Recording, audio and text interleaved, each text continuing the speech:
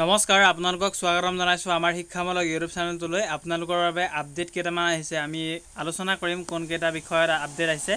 তো educational notice এখন আহিছে অলুম নৰৰ বিপৰীতে ইনক্লুজন অফ নেম তো পিডিএফ টো আপোনালোকে ডাউনলোড কৰিব লাগিব ইয়াতে সাইজ দিয়া আছে পিডিএফ এই পিডিএফ টো আপোনালোকে ডাউনলোড কৰি চাব পাৰিব বা মেনশন কৰি দিছে অলুম নৰ কেৱল মাত্ৰ অলুম নৰৰে চালেও হ'ব তেওঁৰ বিপৰীতে কি দিয়া আছে আপোনালোকে এই ফাইলখন ওপেন কৰিলে দেখা পাব তাৰ পিছতে second round counselling MBBS BDS session 2024 তো সেকেন্ড ৰাউন্ড অনলাইন কাউন্সেলিং হ'ব আপোনালোকে যোন সকল ক্যান্ডিডেটে নেট দিছিলে তো MBBS আৰু BDS ৰ বাবে আপোনালোকৰ অনলাইন কাউন্সেলিং হ'ব সেকেন্ড ৰাউন্ড তো ফাৰ্স্ট ৰাউন্ড কমপ্লিট হৈ গল এতিয়া সেকেন্ড ৰাউন্ড আৰু 3 নম্বৰ নটিচখন আছে admission into UG courses under PWD category session 2024 গুটেইখনে চাম তো আপোনালোকে চাবলৈ নাপাহৰিব প্ৰথমে এডুকেশ্যনেল নটিচ অলুম নৰৰ বিপৰীতে PDF ফাইলখন ওপেন কৰিছো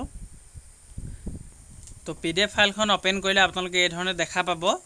7 সেপ্টেম্বৰ তাৰিখে ৰিলিজ কৰা হৈছিল নটিচখন এডুকেশ্যনেল নটিচখন তো admission in the first year MBBS BDS courses in the government medical and dental colleges of Assam for the session 2024 the following candidate applied to this directorate for inclusion of name in the Assam State NEET UG 2024 merit list after going through all the documents submitted by her. She was found to be eligible to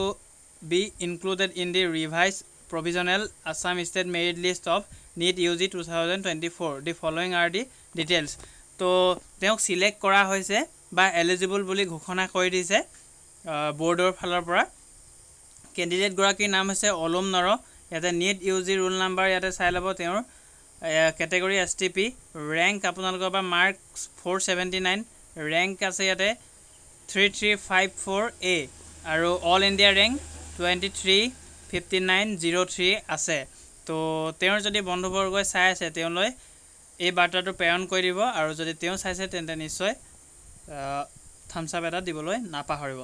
এয়া আছিল অলুম Narahar selection বা provisional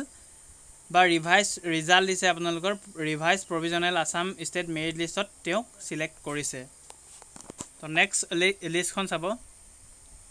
তো next নটিচখন দিয়া আছে educational notice হয় second round online counselling for admission into first year MBBS BDS courses in the government medical and dental colleges of Assam for the session 2024 তো second round online counselling হ'ব যেহেতু first round complete হৈ গল এতিয়া second round তো ইয়াতে দিয়া আছে this is for information of all concern that the second round online counselling for admission into the vacant MBBS BDS seats in the government medical and dental colleges of Assam for the session 2024 under state quota seats is going to be held under this directorate. Candidates who have qualified in the national eligibility cum entrance test NEET UG 2024 conducted by National Testing Agency NTA may participate in the online counseling provided they fulfill all eligibility criteria mentioned in the medical college and dental colleges of Assam. Regulation of Assam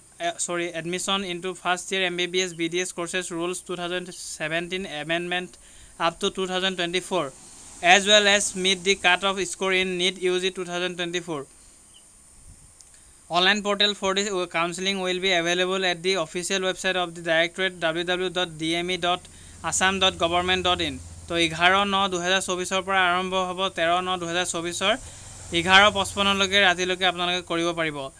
The candidates who have already registered and participated in round 1 state counseling need not register again and shall be able to take part in the online choice filling of second round of counseling for fresh allotment or change of college. তো আপোনালোকে যোন সকল ক্যান্ডিডেটে first round কাউন্সেলিংত register কৰিছিলে তেওঁলোকে register কৰিব নালাগে এতিয়া কেৱল মাত্ৰ চয়েস ফিলিং আৰু আপোনালোকে যদি চেঞ্জ কৰিব বিচাৰে কলেজখন তেতিয়া আপোনালোকে অনলাইন কৰিব লাগে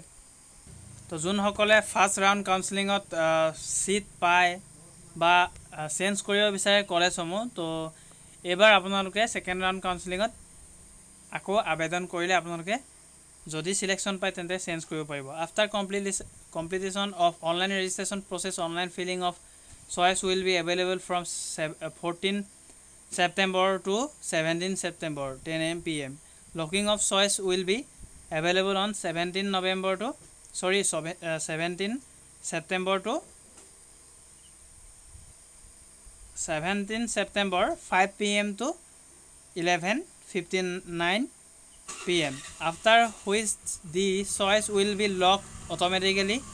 If not locked earlier by the candidate, processing of seat allotment will be from 18/9/2024 to 19/9/2024. After processing the data, the result will be displayed along with the modalities of admission on 20 September. The provisionally selected candidates shall have to get admitted in the respective allotment institution as directed between 25 September to 26 September. তো ইয়াতে schedule দিয়া আছে, date দিয়া আছে, গোটেইখিনি ওপৰত পঢ়ি লৈ এটা আপোনালোকে নিজে চাই ল'ব। তো এয়া আছিলে আপোনালোকৰ সেকেন্ড ৰাউণ্ড কাউন্সেলিঙৰ আপডেট। তো আশা কৰিছোঁ বন্ধুবৰ্গলৈ শ্বেয়াৰ কৰিব আৰু এনে ধৰণৰ আপডেটখিনি পাবলৈ চেনেলটো ছাবস্ক্ৰাইব কৰিলে একেবাৰে নাপাহৰিব। ধন্যবাদ, নেক্সট লগ পাম।